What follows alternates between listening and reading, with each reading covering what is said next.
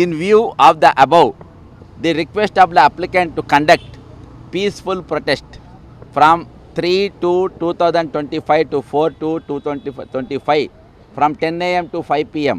at Dharna Chowk, Indira Park, Hyderabad, hereby cancelled in the interest of law and order, maintenance public order and the prevailing security scenario. కాబట్టి ఇందు మూలంగా ఇవన్నీ దాడులు జరిగే అవకాశాలు Judson గారు చేపించే అవకాశాలు ఉన్నందువల్ల మేము ఈ 2 రోజులు అంటే 48 గంటల పాటు ఇచ్చే దీక్షను మేము ఉపసంహరించుకుంటామని అంటున్నాం. నేను చెప్తున్నా సిపి గారు ఇక్కడ ఎవరు కూడా పర్మిషన్లు ఇవ్వద్దు. నువ్వు నన్నే ఒక శాంతియుతంగా ప్రజాస్వామ్యం నేను ఎప్పుడైనా కంప్లైంట్లు ఇస్తే ఇట్లా పట్టుకో, నేను ఎవరైనా కంప్లైంట్ ఇస్తే ప్రజాస్వామ్యబద్ధంగా ఇస్తా. ఇదేంటిది టీజీపీఎస్ చైర్మన్ గారికి ఇచ్చిన ఏమని ఇచ్చిన గ్రూప్ 1 ఎగ్జామ్లా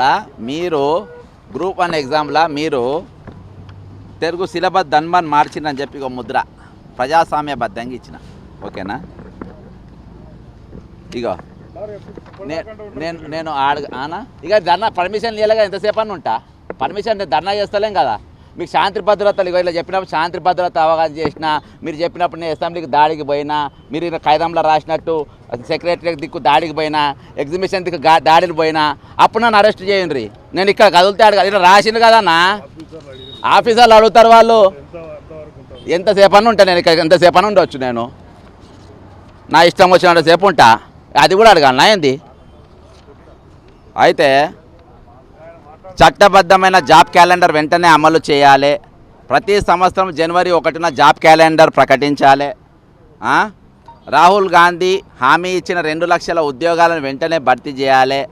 ఎస్సీ ఎస్టీ బీసీ వంటి బలహీన వర్గాల రిజర్వేషన్ లాక్కుంటున్నప్పుడు జీవో 29 రద్దు చేసి తిరిగి జీవో 55 ప్రకారం గ్రూప్ 1 ఉద్యోగాలను భర్తీ చేయాలి. ప్రభుత్వం దుర్మార్గంగా పెంచాలనుకుంటున్న ఉద్యోగాల రిటైర్మెంట్ వయసును తక్షణమే ఉపసంహరించుకోవాలి. ప్రియాంక గాంధీ గారు ఇచ్చిన మాట ప్రకారం నిరుద్యోగ భృతి నెలకు 4,000 రూపాయలని వెంటనే నిరుద్యోగ బిడ్డలకు ఇవ్వాలి. అంటే ఇక వచ్చే ఈ నెలకెళ్ళి మొదలెట్టి ఒక్కొక్క నెల కాదు, ఇప్పటి 13 నెలలు ఒకటేసారి ఇవ్వాలి. రేపు 5 ఏళ్ళు అయితే 5 ఏళ్ళు ఒకటేసారి ఇవ్వాలి. ఏజ్ బారైనా కానీ ఇవ్వాలి. 25,000 పోస్టులతో మెగా డిఎస్సి చేయాలి. ఇది వాళ్ళ మేనిఫెస్టోలో ఉంది. గ్రూప్ 1 1000 ఉద్యోగాలు, గ్రూప్ 2 2,500 ఉద్యోగాలు, గ్రూప్ 3 15,000 ఉద్యోగాలు, కానిస్టేబుల్ ఉద్యోగాలు 25,000 ఉద్యోగాలు, పవర్ సెక్టార్లో 10,000 ఉద్యోగాలు, హెల్త్ డిపార్ట్మెంట్లో 20,000 ఉద్యోగాలు, ఫారెస్ట్ డిపార్ట్మెంట్లో 5,000 ఉద్యోగాలు, ఆర్టీసీ సింగరేణి ఇతర కార్పొరేషన్లలో ఖాళీగా ఉన్న అన్ని ఉద్యోగాలను భర్తీ చేయాలని చెప్పేసి మాది ఇది. అంతేకాకుండా ప్రభుత్వం కొత్తగా క్రియేట్ చేసిన మొత్తం 10,909 విఆర్ఓ ఉద్యోగాలని, 1000 డిప్యూటీ సర్వేయర్ ఉద్యోగాలని నిరుద్యోగ బిడ్డలతో డైరెక్ట్ రిక్రూట్మెంట్ ద్వారా భర్తీ చేయాలి. ఎటువంటి మంచిది అన్న జర ఎటువంటి ఉండేలా కేంద్ర ప్రభుత్వ పరీక్షలతో ఒకే రోజు పెట్టకుండా ఇక్కడ ఇంకో తుగులకు పని చేస్తూ ఉంటారు అన్నట్టు. కేంద్రంలో ఆర్ఆర్బీ ఉన్నప్పుడు ఇక్కడ కూడా అదే రోజు పరీక్ష పెడతారు. అసలు పెట్టద్దు. అవినీతి ఆస్కారం ఇచ్చే ఇంటర్వ్యూ విధానాన్ని, సిలబస్ మార్పు వంటి అంశాలని ఉపసంహరించుకోవాలి. ప్రస్తుతం ఉన్న పద్ధతి ప్రకారమే ఉద్యోగ నియామకాలు జరగాలి. జీవో 46 రద్దు చేయాలి. పోలీసు ఉద్యోగాలలో వయోపరిమితి పెంచాలి. లాంగ్ జంప్ దూరం తగ్గించాలి. తెలంగాణలోని అన్ని యూనివర్సిటీలలో ఖాళీగా ఉన్న ప్రతి ఉద్యోగాన్ని అదే విధంగా యూనివర్సిటీల అభివృద్ధికి ప్రతి సంవత్సరం ప్రత్యేకంగా 1,000 కోట్ల రూపాయలు కేటాయించాలి. తెలంగాణ రాష్ట్రం ఏర్పడ్డదే ఉద్యోగాల కోసం. కాబట్టి ప్రైవేట్ సెక్టార్లో ఉద్యోగాలు 75% తెలంగాణ బిడ్డలకు దక్కేలా చట్టం చేయాలి. ప్రతి మండలంలో స్కిల్ డెవలప్మెంట్ సెంటర్స్ ఏర్పాటు చేసి నిరుద్యోగులకు శిక్షణ ఇవ్వాలి. జాబ్ క్యాలెండర్ అమలుకు ముందే ప్రతి నియోజకవర్గం అంబేద్కర్ నాలెడ్జ్ సెంటర్ను ఏర్పాటు చేయాలి. వసతి సౌకర్యం కల్పించాలి. నిరుద్యోగుల కోసం ప్రత్యేకంగా కార్పొరేషన్ ఏర్పాటు, ఎలాంటి కొలాటరీ లేకుండా వాళ్లకు రుణాలు అందే విధంగా చేయాలని. ఈ పాపాలన్నీ ఇవన్నీ నేను పాపాలంట. ఈ పాపాలు ఇవన్నిటి కోసం నువ్వు పర్మిషన్ అడిగినావు. వీటి ధర్నా కోసం వీటి మీద నువ్వు దీక్ష చేయడానికి 48 గంటలు దీక్ష చేయడానికి నువ్వు పర్మిషన్ అడిగినావు. కాబట్టి ఇవన్నీ కూడా అడగరానివి, ఇవన్నీ అడగద్దు. ఈ పాపాలు ఇవి నేరాలు, ఇవి ఘోరాలు, ఇవి టీవీలలో పెద్ద టీవీలలో 9:30కు వచ్చే నేరాలు ఘోరాలు చూపించేటువంటి కార్యక్రమాలు ఇవి. కాబట్టి మేము పర్మిషన్ ఇవ్వమని చెప్పేసి వాళ్ళు చెప్పిండ్రు. ఓకేనా? అక్కడ దాకా. ఇక ఇప్పుడు నేను చెప్పిన మరి అబద్ధమో నిజమో కదా అవన్నీ మరి ప్రియాంక ఇగో ఇవన్నీ కాంగ్రెస్ పార్టీ వాళ్ళు ఇచ్చినాయి. ఇదంతా కాంగ్రెస్ పార్టీ ఇచ్చినాయి. ఒకరి మీద ఒకటి పడి ప్రియాంక గాంధీ వచ్చింది, ప్రతి నెల 4,000 రూపాయలు ఇస్తామని చెప్పింది. మీరు నౌకర్ల అప్లికేషన్ కోసం పెట్టి అప్లికేషన్ పైసలు కూడా అవసరం లేదని చెప్పింది. యూత్ డిక్లరేషన్ ప్రత్యేకంగా ఒక దుకాణమే పెట్టిన, మీరు పెట్టిన దుకాణమే. ఇప్పటికి నిరుద్యోగులకు ఇస్తామని చెప్పేసి మీరు మొత్తం పచ్చి మోసాలు చేసినారు. కాబట్టి ఈ డిమాండ్స్ని పెట్టి మీరు అడిగిన డిమాండ్స్ ఏమైనాయని చెప్పి మీ డిమాండ్స్ ఏమైనాయని చెప్పి చూపించి ఇది పెట్టినాం.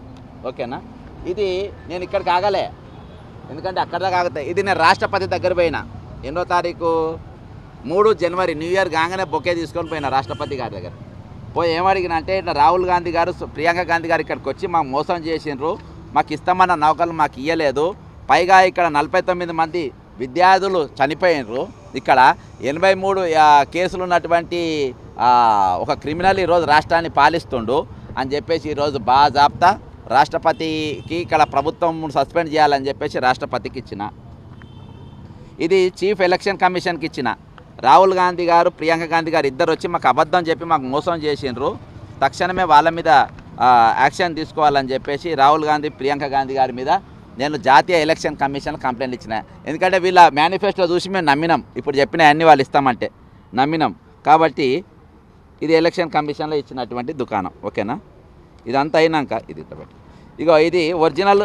ప్రభుత్వానికి చేత కాకుంటే ప్రభుత్వం గాజులేసుకొని కూర్చుంటే వాళ్ళకు ఏ దాంట్లో ఎన్ని పైసలు దొరుకుతాయి, మూసీ కడితే మాకు కమిషన్లు వస్తాయి, లేకుంటే కాళేశ్వరం ఇంకొక భాగం తీసుకుపోయి మాకు కమిషన్లు వస్తాయి, మేము ఏది కోడంగల్ లిఫ్ట్ ఇరిగేషన్ కడితే మాకు కమిషన్లు వస్తాయి, ఆర్టీసీని ప్రైవేటైజేషన్ చేస్తే మాకు కమిషన్ వస్తాయి, మేయా కృష్ణారెడ్డిని తీసుకొని వచ్చి క్లీన్ చిట్ ఇచ్చి మరి కమిషన్లు వస్తాయి.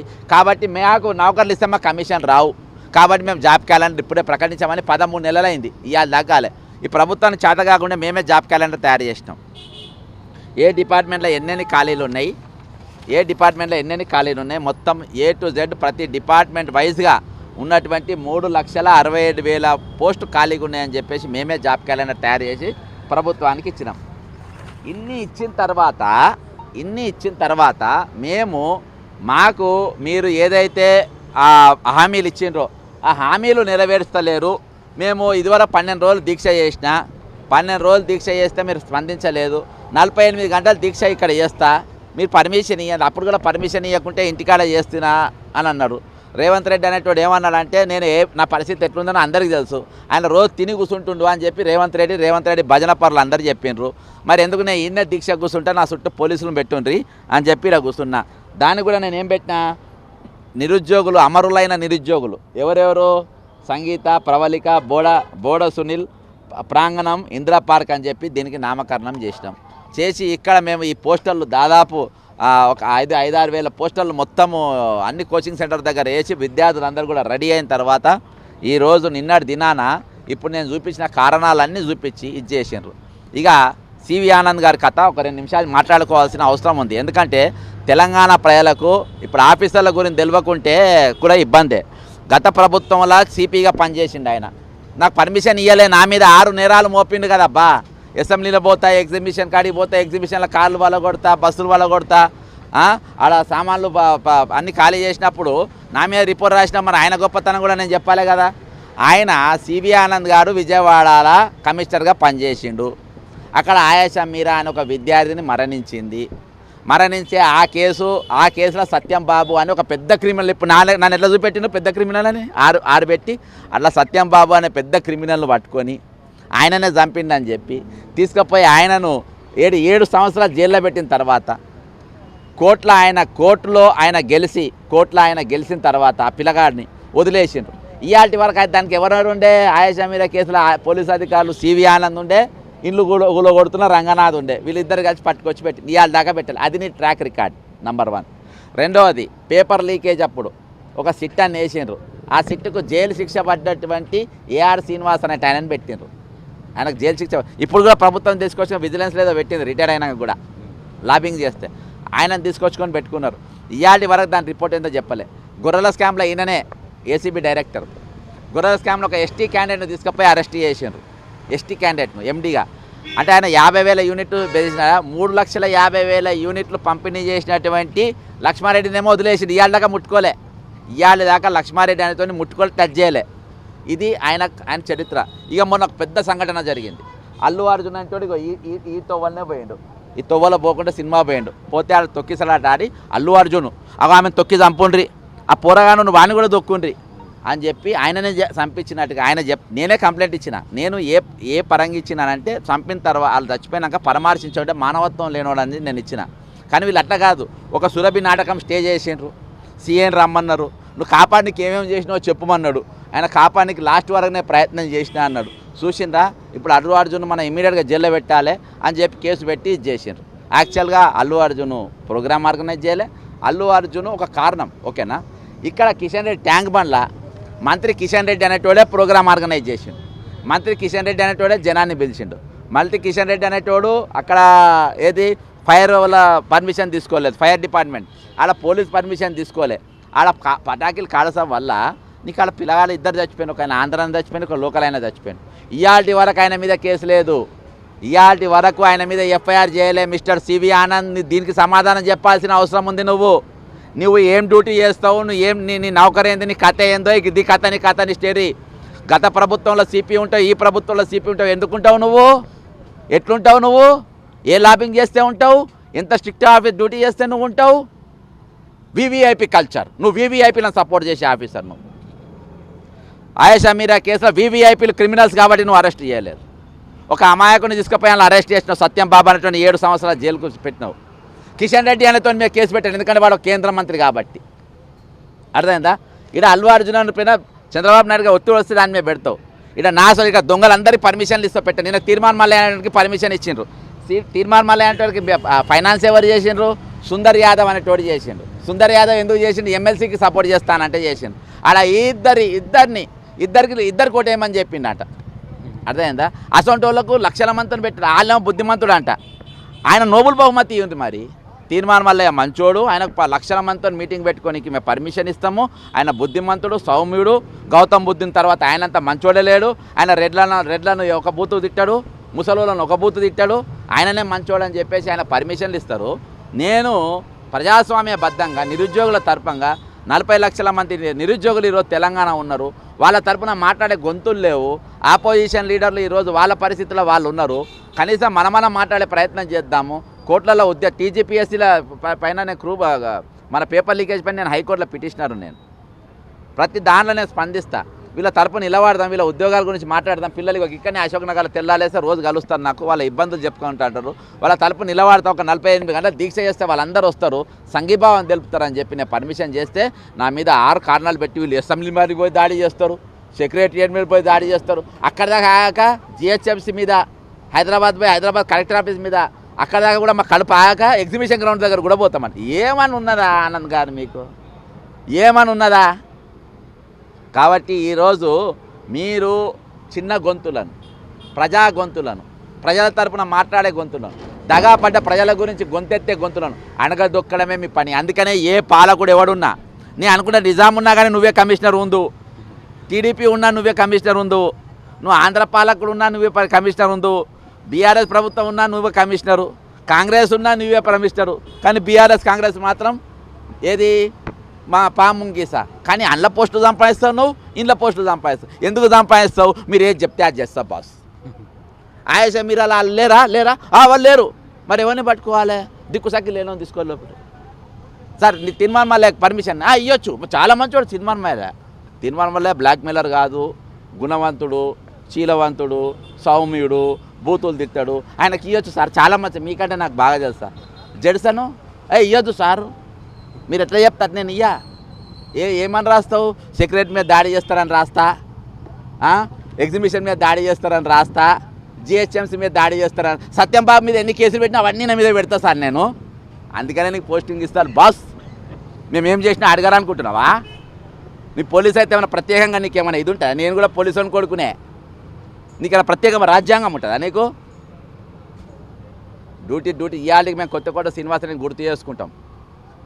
ఆఫీసర్ 18 నెలలు మాత్రమే ఆయన పోస్టింగ్, మంచి పోస్టింగ్ చేసిండ్రు. వరంగల్లో 6 నెలలు ఎస్పీగా, మన ఇక్కడ 6 నెలలు, హైదరాబాద్ 6 నెలలు, ఏది మహబూబ్ నగర్లో 18 నెలలు ఆయన సర్వీస్ మొత్తంలో. తర్వాత ట్రాన్స్ఫరే. ఆ సొంటలను గుర్తు చేసి వాళ్ళకి ఎక్కడ ఉన్నాయి సలాం చెప్తాం. నీయసొంటోళ్ళకా? నీయసొంటోళ్ళు. నువ్వు 100 ఏళ్ళు సిపికి చేసినా, 100 ఏళ్ళు డీజీపీ చేసినా పావులెత్తు విలువ ఉండదు. రవి గుప్తా గారు 6 నెలలు డీజీపీకి చేసిన సలాం కొట్ట బుద్ధి అవుతుంది. మంచి మంచి ఆఫీసర్లు ఉన్నారబ్బా చెప్పనీకి. మీరేం డ్యూటీ చేసిండ్రు? ఇదా మీ డ్యూటీ?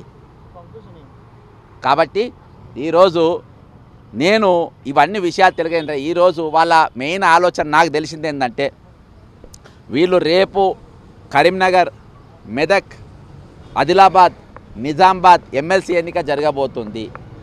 40 లక్షల మంది నిరుద్యోగులలో ఉత్తర తెలంగాణ అత్యధికంగా ఉన్నారు. ఈ దీక్షతోని వాళ్ళకి ఎఫెక్ట్ పడుతుంది. కాబట్టి ఈ దీక్షకు పర్మిషన్ ఇవ్వద్దని ముఖ్యమంత్రి గారు స్వయంగా సివి ఆనంద్ గారికి చెప్పిది రాకుండా చేసిండ్రు. కాబట్టి మీ భయమే నేను నిజం చేస్తా, మీ భయమే నిజం చేస్తా.